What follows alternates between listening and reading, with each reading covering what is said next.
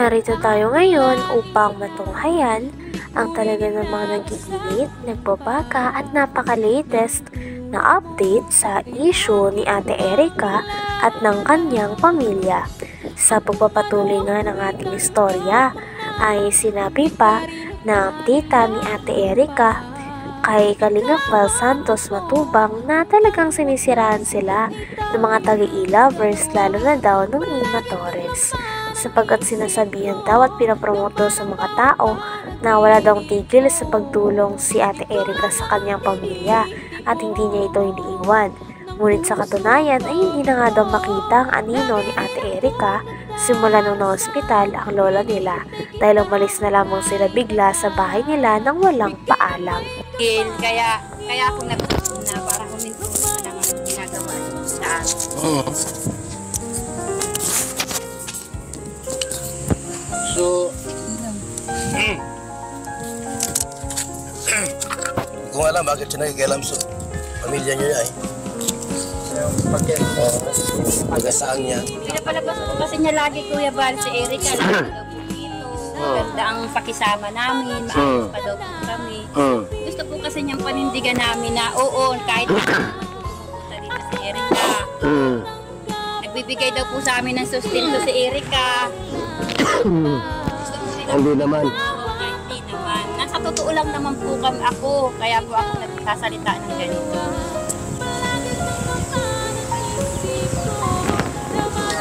Nagtrabaho daw si Erica, siya daw nang bibigay sa amin, siya daw nang support. Ayan, butog yun. Sabi ni Amy, Torres?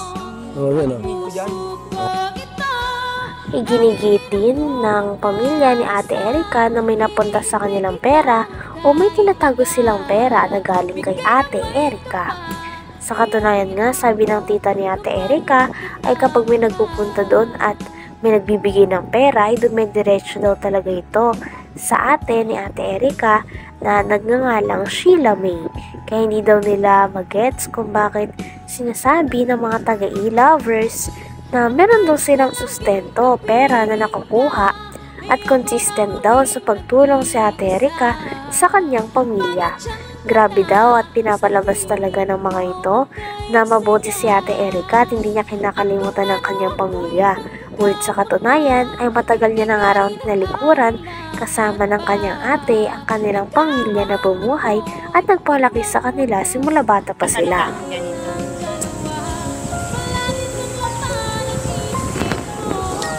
Nagtrabaho daw si Erica, siya daw nang bibigay sa amin, siya daw nang support. Ayan, butog yun. Sabi ni Amy, Torres?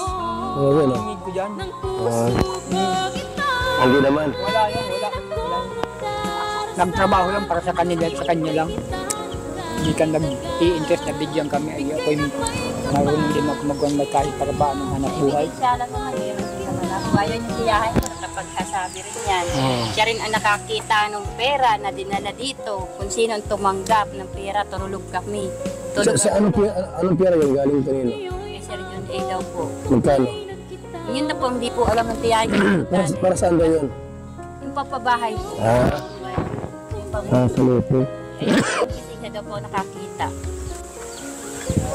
Habang ito niya yung mga kabutugan ng mga panis. Samahan nilang yan. Pasok siya ng hindi niya na.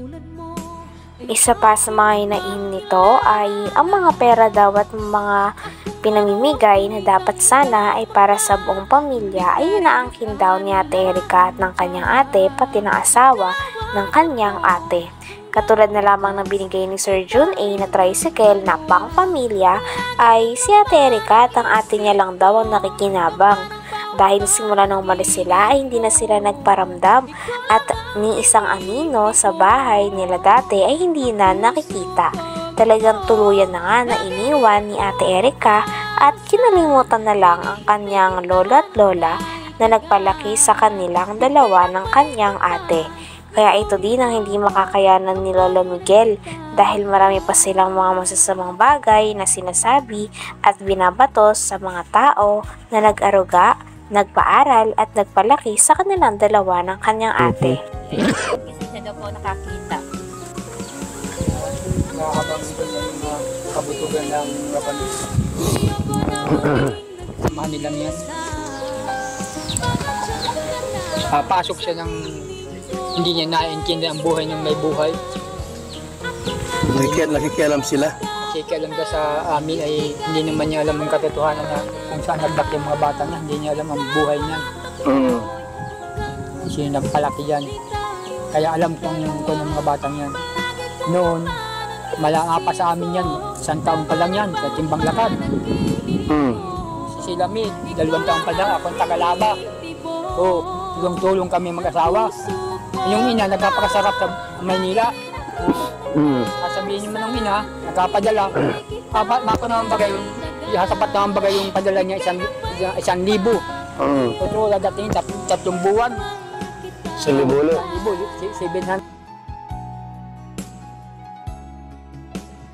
Pinaparatangan din si Lolo Miguel na siya daw ang kumukuha ng pera dahil siya daw ang inuutusan o pinapakausapan na bumili ng mga gamit sa loob ng bahay na pinagawa ni Sir Jun A para kay Ate Erica sa kanyang pamilya.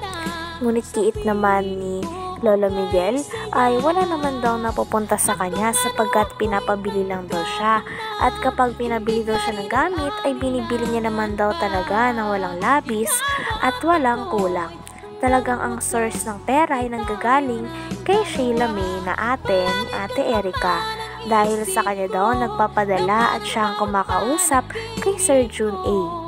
Sabi pa nga ni Kalingap Val Santos Matubang ay may tuturing talaga na parang buhay prinsesa si Sheila May dahil may mga taga-utos ito. Kung saan nagbak yung mga bata na, hindi niya alam ang buhay niyan. Sino nagpalaki yan. Kaya alam kong yung mga batang yan. Noon, malanga pa sa amin yan. 1 taon pa lang yan, sa timbang lakad. Si Lamid, 2 taon pa lang, akong tagalaba. Tulong-tulong kami mag-asawa. Yung ina, nagpapakasarap sa Maynila. Sabihin naman ng ina, nagpapadala. Mako naman bagay yung, sapat naman bagay yung padala niya 1,000. Pero dadating 3 buwan. 1,000.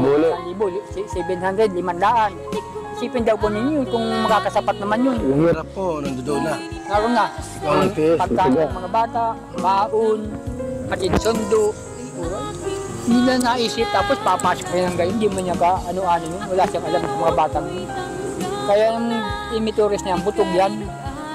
Napasok yan sa gayon mga sikat yun. Hindi mo niya alam. Ba't alam siya sa pamilya? Dagdag pa ng lolo ni Ate Erica ay may mga naninira daw sa kanila na hindi naman sila tunay na kilala. Meron pa nga daw nagangalan na Ima Torres at marami daw itong sinasabi laban sa pamilya ni Ate Erica. Ngunit hindi nga daw ito kilala ni Lolo Miguel, maging ng tita ni Ate Erica. Talagang hindi nga daw nila ito kilala at wala naman daw silang pakialam sa buhay ng mga ito. Kaya hindi lang nila maintindihan kung bakit kailangan pa nilang manghimasok sa mga issue na ganito. Hatid sundo. Hindi na naisip, tapos papasok rin ng gayon. Hindi mo niya ka ano-ano yun. Wala siyang alam sa mga batang yun. Kaya yung imitoris niya, butog yan. Napasok yun sa gayon mga sikat yun. Hindi mo niya alam. Ba't alam siya sa pamilya niyo? Yun nga po ang hindi ko alam. Baka kung pamangkin niya. Alam ang buhay ng magkapatid. Yung pamilya sa social media, pwedeng i-demanda natin yun. Ay, kung po, hindi pwede yun. Ano? Po. Kasi kayo ang i-demanda, wala makang ginawang kasalanan. Wala akong kasalanan dyan. Bakit? Kayo ang sinisiraan. Ang paparatang ng kung ano-anong mga kasinungalingan niya, hindi ko man yung pira niya, wala man akong hinawakan ko yan, pero ibinili ko talaga ang utos nila. Nagpirma ko sa...